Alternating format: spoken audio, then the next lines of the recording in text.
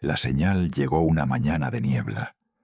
El mar, en su infinita extensión, había silenciado todos los ecos, como si la propia naturaleza se hubiera detenido para escuchar. Solo el murmullo de las olas parecía presagiar lo inevitable. En la costa, un hombre observaba la línea del horizonte, donde el sol comenzaba a levantarse, pintando de rojo un cielo turbio. No era un simple navegante, era uno de los pocos que todavía recordaba la vieja verdad. La guerra no se libraba en la tierra, sino en el agua. El pueblo de las ciudades independientes, nacido del abrazo entre la montaña y el mar, era más que una civilización. Era un espectro de poder flotante, imposible de atrapar en el silencio de los libros. Los fenicios no eran un imperio, pero gobernaban sobre algo mucho más vasto que un reino. Gobernaban sobre las rutas invisibles del océano, donde los barcos eran sus dioses y el viento su único aliado. La tierra que pisaban no era más que una franja costera estrecha, bordeada por las montañas del Líbano, donde los cedros se alzaban como gigantes dormidos, testigos de una historia que nunca se contaba. Al sur, el sol se reflejaba en el agua, en una danza que sólo ellos comprendían. Pero no era el sol el que guiaba sus barcos, ni la lluvia que caía suave sobre las costas. Era el mar el que los llamaba, les hablaba en lenguas olvidadas, y les ofrecía todo lo que el mundo no les daba. En su pequeño mundo, donde las montañas chocaban con el mar, no existía un lugar fijo. Cada ciudad fenicia, separada por kilómetros de mar, era un ser independiente, y su poder se medía no por el tamaño de su tierra, sino por la riqueza de sus rutas comerciales, tejidas a lo largo de las aguas como una tela invisible que conectaba mundos distantes. Y en sus barcos, tallados en la madera sagrada de los cedros, navegaban no solo para comerciar, sino para sostener una realidad en la que el mar era el principio y el fin de todo. No tenían necesidad de un gran imperio terrestre, porque ellos no buscaban la tierra. El océano era su reino, y los cielos su patio de recreo. A través de la red de barcos que cubría el Mediterráneo, transmitían no solo mercancías, sino un mensaje. El poder no se mide por lo que se posee, sino por lo que se puede alcanzar. El nombre de Fenicio, dado por los griegos, no era más que una sombra del pueblo que era. Púrpura, decían, y con ello reducían a una cultura rica y compleja a una simple mención de comercio. Pero en sus barcos, en el cedro que tallaban, en las estrellas que seguían, los fenicios eran más que comerciantes. Eran supervivientes, resilientes, viviendo en el borde del abismo de la historia. La civilización fenicia, nacida entre el tercer y segundo milenio antes de Cristo, floreció en una época marcada por el caos y el despertar de nuevas fuerzas. Sin embargo, los relatos antiguos indican que su auge fue precipitado por una catástrofe. Algo insondable había sucedido en el Mediterráneo oriental alrededor del 1200 a.C., algo que los cambió para siempre. Nadie sabe a ciencia cierta qué fue, pero la memoria de ese acontecimiento vivió en las olas, en los susurros de las ciudades fenicias, como un eco lejano que no se detiene. El pueblo que había dominado el mar no era invencible. Su única constante era el cambio. Como los cedros que crecían en los valles del Líbano, los fenicios habían aprendido a resistir. Los cedros, símbolos de la fortaleza y la inmortalidad, marcaban la tierra como un recordatorio de que aunque el mar pudiera tragarse todo, siempre quedaría un vestigio de lo que alguna vez fue. Como los árboles de su patria, ellos también eran resistentes, enraizados en la historia, y sin embargo, flotando sobre las aguas, llevando consigo los ecos de un tiempo que nunca terminó. En el horizonte, una tormenta oscura se cernía sobre el mar. No era una tormenta natural, sino la que presagiaba el cambio de una era. Los pueblos del mar, fuerzas invisibles y destructoras, arrasaron las viejas civilizaciones, dejando tras de sí un vacío de poder imposible de llenar.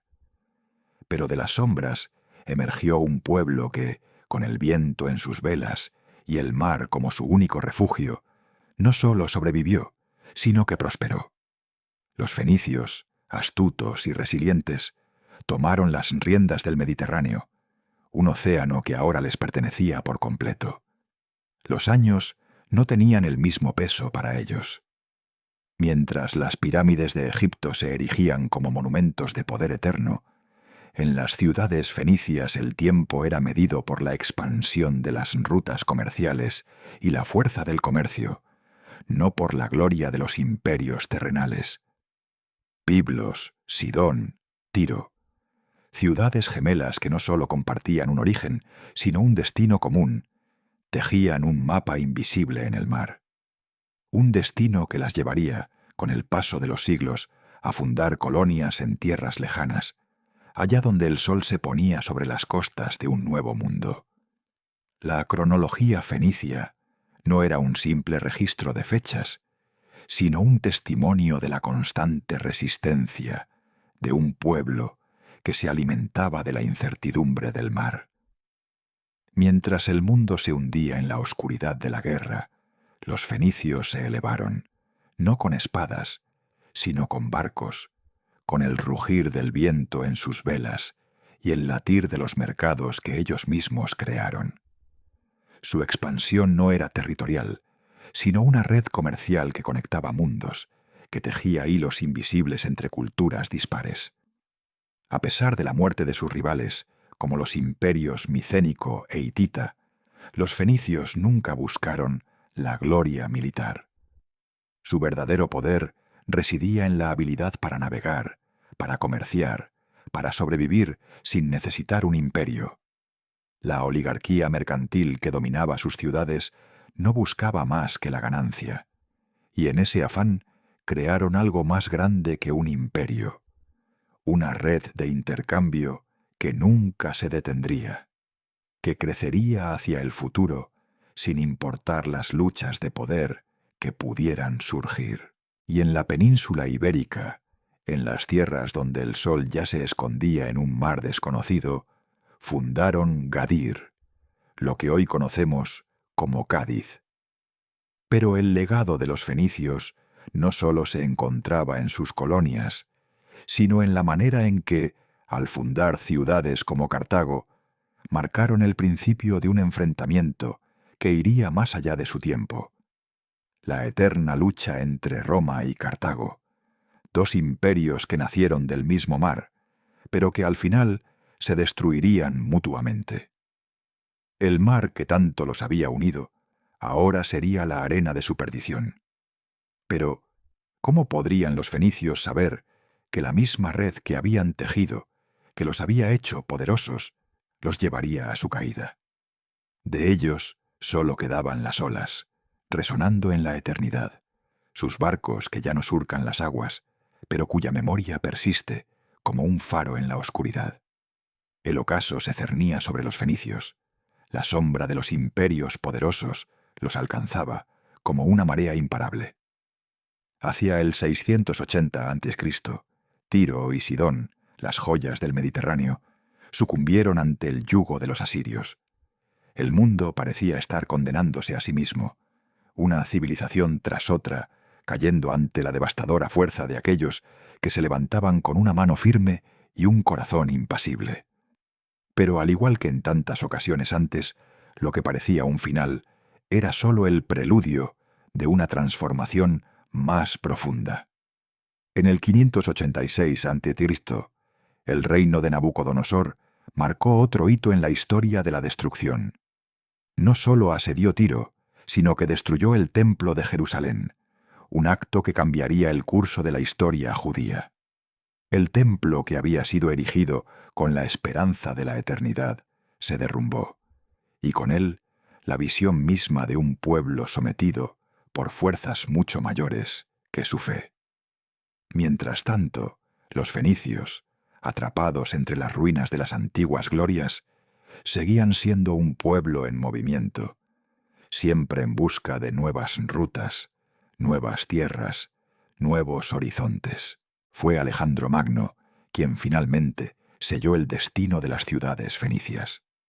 En el 332 a.C., la conquista de Fenicia significó no solo la caída de sus últimas ciudades independientes, sino también la integración de su mundo en el vasto imperio macedonio.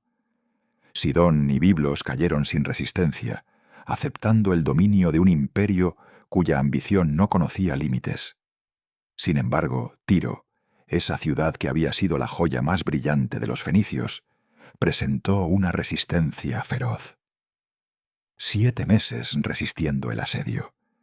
7 meses de desesperación, de gritos ahogados por el rugir de los cañones, hasta que finalmente Tiro también sucumbió, dejando tras de sí solo el eco de una resistencia que no había sido suficiente. Con la caída de Tiro, Alejandro Magno ordenó una destrucción parcial, un recordatorio cruel de lo que le pasaba a aquellos que se atrevieran a desafiar su poder. Y mientras las ciudades fenicias caían una a una, la historia de los fenicios, la historia de un pueblo que había navegado los mares, que había construido imperios sobre el agua, comenzó a desvanecerse. Las guerras púnicas, libradas entre Cartago y Roma, fueron el último suspiro de la influencia fenicia. En el 146 a.C., Cartago, la última gran ciudad fenicia, fue destruida, sumergiéndola en las aguas de la historia. La civilización fenicia, nacida del mar, del comercio y de la navegación, ya no era más que un recuerdo lejano. Pero aunque su imperio ya no existía, su legado permanecía en la navegación, en la arquitectura naval, en la forma en que los barcos surcaban los mares. Los fenicios habían dejado una marca imborrable en el mundo, no con imperios de tierra, sino con una red de comercio que conectaba los rincones más alejados del Mediterráneo.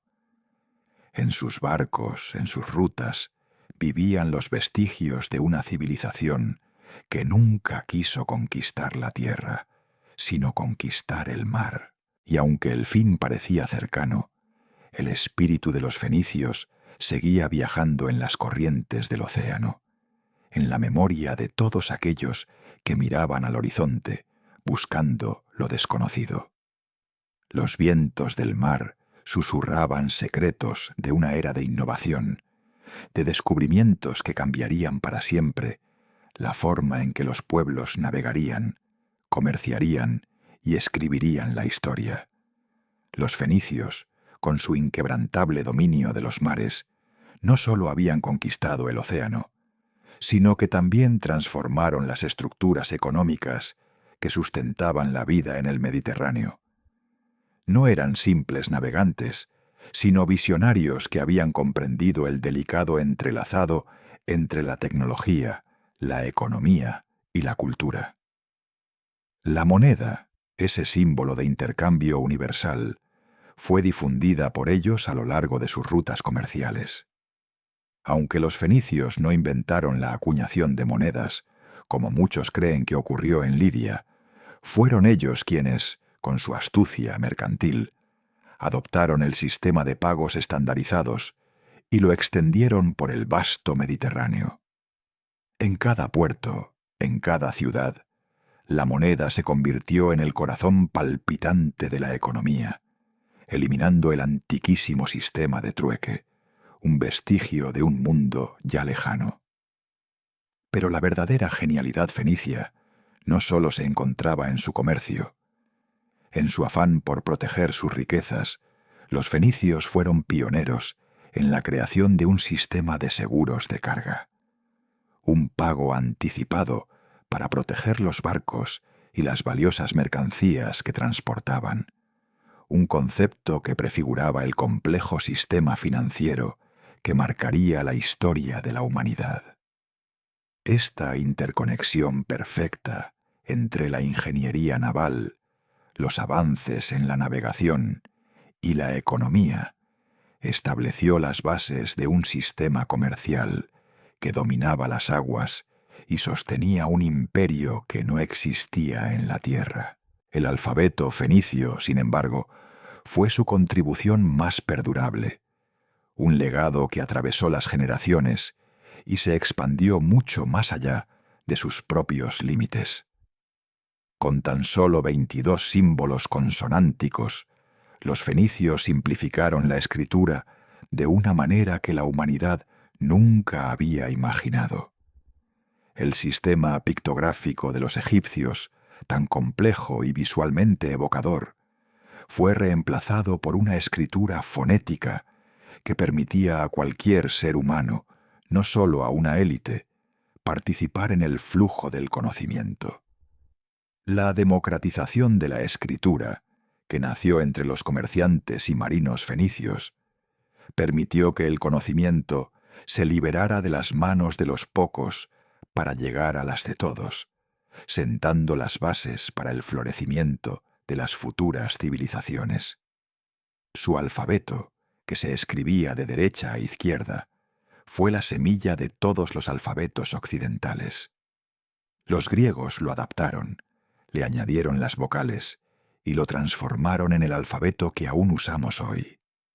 El latín, que surgió siglos después, también heredó las raíces fenicias, sin saber que en la base de todo, los fenicios ya habían tejido la red que conectaría las palabras con las ideas y las ideas con el futuro. A lo largo de su travesía por los mares, los fenicios dejaron una estela de innovaciones. Difundieron la metalurgia del hierro, establecieron las bases de la agricultura mediterránea, llevaron consigo el aceite de oliva, el vino y las legumbres, y exportaron su dieta mediterránea a las tierras que conquistaban. Los puertos que construyeron fueron testigos de su habilidad, con diques, edificios de hasta 6 pisos y la tecnología necesaria para dominar el entorno. La colaboración con el rey Salomón para la construcción del Templo de Jerusalén es un testimonio de su destreza técnica. Los fenicios, los grandes navegantes, no solo transformaron el mar, también transformaron el mundo, aunque su huella quedara, a menudo, oculta entre las brumas de la historia. La figura de Hiram, el rey de Tiro, se alza entre las nieblas de la historia como un líder que, al igual que su ciudad, comprendió el arte de la integración. Su nombre perdura, no solo por sus conquistas, sino por su visión de un mundo unido por las corrientes comerciales, uniendo a pueblos distantes bajo la bandera del intercambio y el entendimiento. Fue bajo su mando que se llevó a cabo una colaboración trascendental con el rey Salomón de Israel, una unión de intereses que se tradujo en la grandiosa edificación del Templo de Jerusalén. A través de esta alianza, los fenicios trajeron consigo su pericia en ingeniería y construcción, dejando una huella imborrable en la historia sagrada. La religión fenicia, con su panteón diverso y colorido, reflejaba la naturaleza misma de su pueblo, adaptabilidad y sincretismo. Cada ciudad, cada puerto, veneraba a sus propios dioses, aunque entre todos, Baal, el dios de la lluvia, el trueno y la guerra, destacaba. El combate eterno entre Baal y el dios del mar, Yam, simbolizaba no solo la lucha contra las olas, sino también el coraje y la determinación de los marineros fenicios. En la lejana Cartago, Baal Jamón y su consorte Tan representaban la fertilidad, mientras que Astarté, la diosa de la sexualidad sagrada, del amor, la guerra y los ciclos lunares, era adorada a lo largo del Mediterráneo, convirtiéndose en la protectora de los navegantes, un símbolo femenino que abrazaba el principio de la vida misma. Pero la devoción fenicia no estaba exenta de sombras. La práctica del sacrificio de niños, el misterioso culto a Moloch, ha sido tema de debate durante siglos. Algunos historiadores afirman que Moloch era un dios, mientras que otros creen que era simplemente el nombre dado al acto. En cualquier caso, la evidencia arqueológica sugiere que este sacrificio no era una práctica común, sino un acto reservado a momentos de gran crisis, un sacrificio extremo para obtener favores divinos en un mundo lleno de incertidumbres. La conexión entre la vida y la muerte, entre la luz y la oscuridad, estaba profundamente enraizada en el corazón de la religión fenicia. El arte fenicio, por su parte, no era simplemente decorativo. Era una síntesis de influencias de las culturas con las que los fenicios interactuaron. Con el tiempo, se pudo observar una mezcla de estilos egipcios, asirios y griegos, un sincretismo que iba más allá del arte. Era una forma de integración cultural. Los fenicios, a través de sus obras, no solo comercializaban bienes materiales, sino también ideas, acercando a civilizaciones y creando un puente entre Oriente y Occidente. Esta mezcla, lejos de ser forzada, fue una estrategia que permitió a los fenicios prosperar en un mundo de constante cambio. A pesar de los esfuerzos por preservar sus registros, gran parte de la historia fenicia se ha perdido con el paso del tiempo. La fragilidad de sus escritos en papiro y las condiciones climáticas de la costa mediterránea hicieron que mucho de su legado se desvaneciera. Sin embargo, lo que sí se sabe es que los fenicios, aunque bajo el dominio de imperios poderosos como Asiria y Babilonia, nunca perdieron su esencia. La caída de Tiro ante Nabucodonosor marcó un punto de inflexión, pero el ascenso de Cartago como la principal colonia fenicia en Occidente representó una nueva etapa en la historia de este pueblo.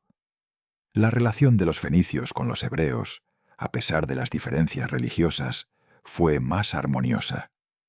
La alianza entre Hiram de Tiro y Salomón no fue solo una colaboración política, sino un intercambio cultural que permitió a los israelíes acceder a riquezas exóticas y materiales preciosos, contribuyendo a la grandeza del reino de Israel en tiempos de Salomón.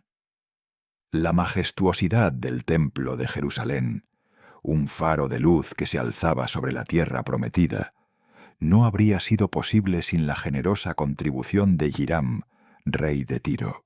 Desde los puertos fenicios, los barcos partían cargados con las maderas nobles de cedro y ciprés del Líbano, esenciales para la estructura y revestimiento del templo. Cada viga, cada panel de madera, estaba impregnado con el espíritu de un pueblo que había dominado el mar y el comercio. El templo no solo era un símbolo de fe, sino también de la alianza entre dos reinos, Israel y Fenicia, unidos por un mismo propósito. Entre los misterios que aún rodean a los fenicios, uno de los más fascinantes es la ubicación de Tarsis, la enigmática tierra de riquezas mencionada en las antiguas escrituras. Algunos la sitúan en Tartesos, en la costa sur de la península ibérica, otros en las costas de Turquía, o incluso sugieren que Tarsis no era un lugar específico, sino un término genérico para todas las tierras lejanas que los fenicios conocían. Este enigma no hace más que resaltar la naturaleza de los fenicios, nómadas, comerciantes, exploradores de mundos desconocidos. Sin embargo, la imagen de los fenicios, tal como nos ha llegado, no es la de sabios navegantes ni de astutos mercaderes. La literatura griega y romana, especialmente a través de las figuras de Homero y Estrabón, forjaron un estereotipo que ha perdurado hasta nuestros días. El fenicio se convirtió en sinónimo de codicia, de engaño, de astucia. Los griegos, envidiosos de la riqueza y el dominio comercial de los fenicios, los retrataron como mercaderes sin escrúpulos. Y los romanos, con la rivalidad exacerbada de las guerras púnicas, cambiaron su nombre de fenicios a púnicos, un término que denotaba barbarie, extranjería e incluso una moral cuestionable.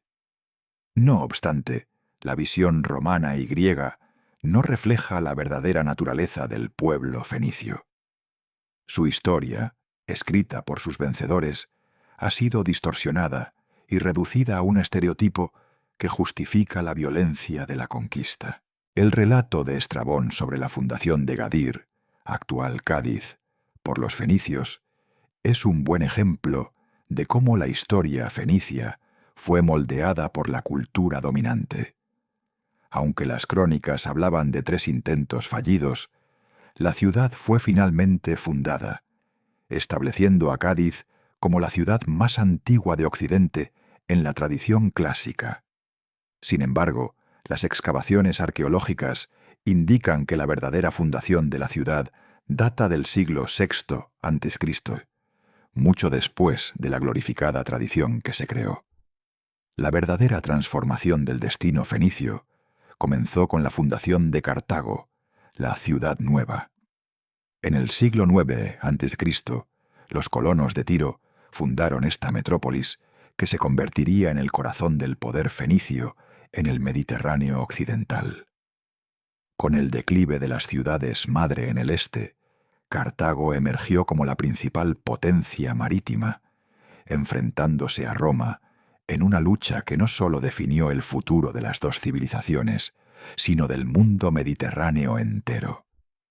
Las 3 guerras púnicas que siguieron fueron mucho más que simples enfrentamientos militares.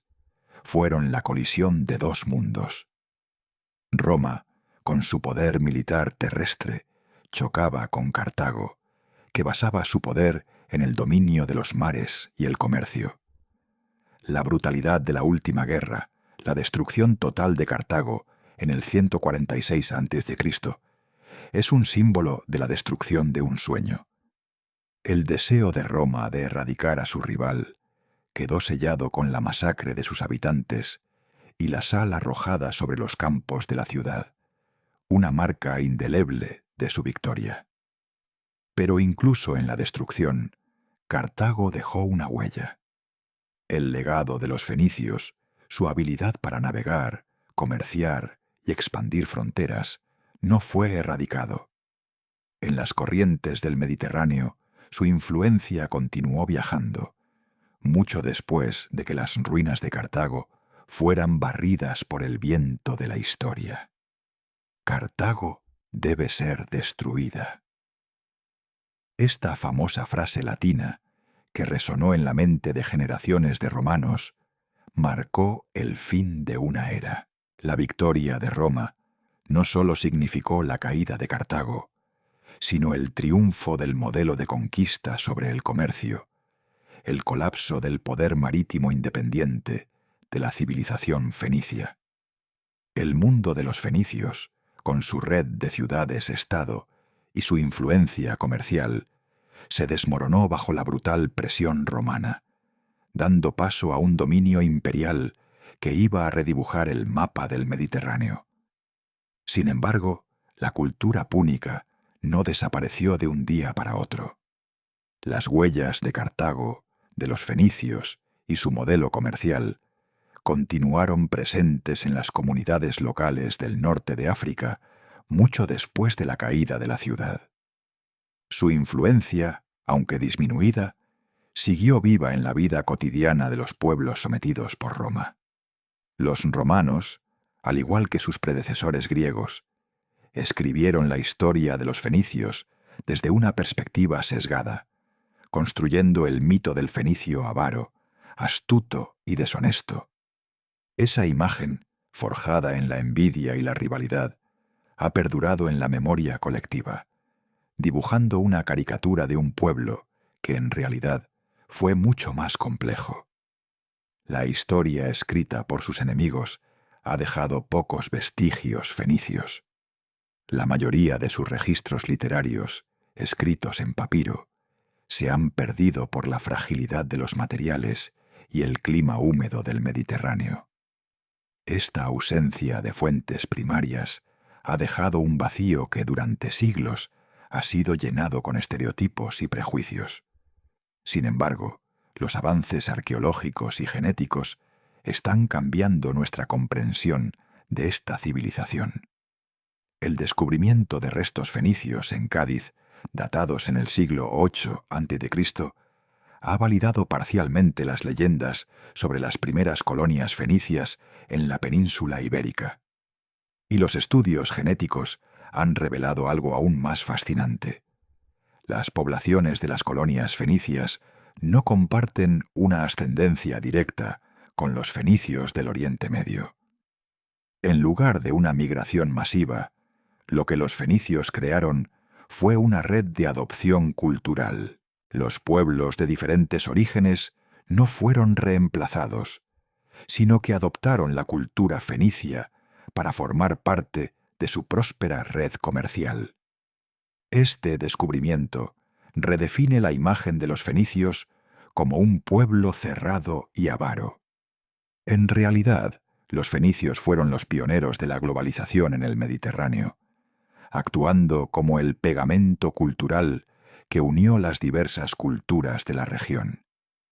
Su expansión no fue un proceso de conquista territorial, sino de integración cultural y económica.